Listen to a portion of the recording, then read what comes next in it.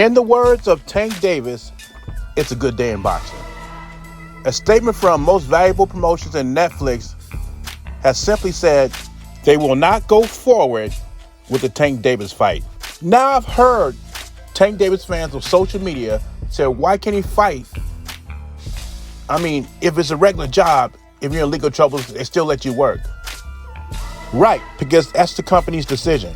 Netflix choose not to move forward with this fight. They're the ones paying the money. If they don't want to do it, it's not going to happen.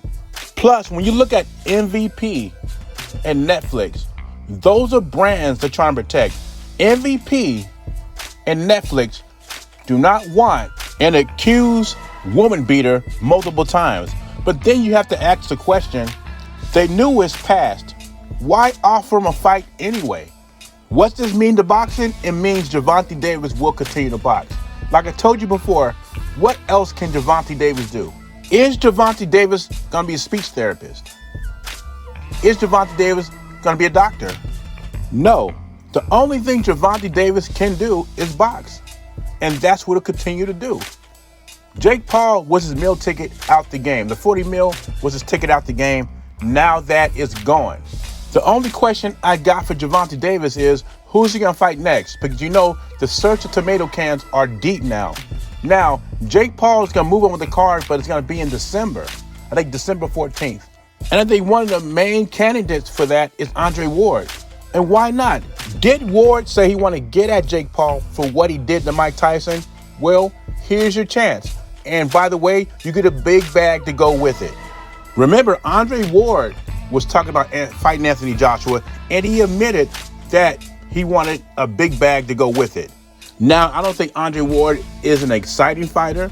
I don't think Andre Ward is a popular fighter, but beggars can't be choosers. And Jake Paul is looking for someone to fill in for next month. And I think Andre Ward beats Jake Paul. I think even a retired Andre Ward at this stage of his life is still a better fighter than Jake Paul. And as far as Tank Davis goes, you know, some of his fanboys got at me and called me a big hater and the whole nine, you know. But the biggest hater of Tank Davis is himself. What he did October 30th, or the allegations of what he did October 30th, was self-sabotage. He sabotaged himself out of $40 million. In a couple of weeks, David Benavidez will have his first defense of his WBC light heavyweight title against Anthony Yarde. And how David Benavidez is talking, he's willing to take on all comers. Now, on his recent interview with Boxing News, he talks about his sparring sessions with unified champion Dmitry Bivol. I don't own the rights to this content. It's for educational purposes only. Let's hear what David Benavidez has to say about those sparring sessions.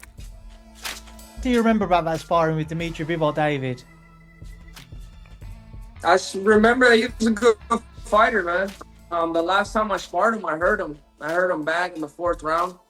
But he's a great fighter. I don't take nothing away from him. The last time I sparred him, I was 22 years old, so that was about like 6 years ago. But I remember that, you know, there are some opportunities I could take advantage of in Bivol. But he's a good fighter, you know. Overall, he's a great fighter. I definitely, you know, have to train hard for that training camp and be ready, because he comes a fight.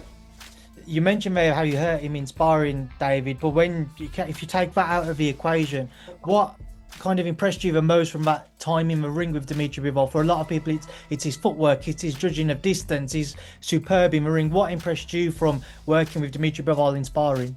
I mean, to be honest with you, I don't go in there and like, oh, I'm really impressed with what he does. You know, he moves around a lot, he keeps his distance, he uses his jab, and he has a good one too.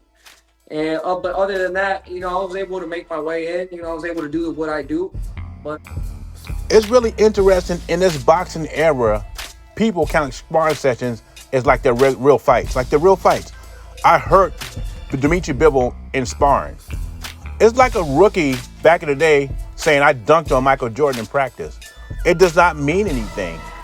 Then I also heard about Zurdo Ramirez giving Dmitry Bivol the business in sparring. And what happened when they got in the ring in a real professional fight? Dmitry Bivol schooled Zurdo Ramirez.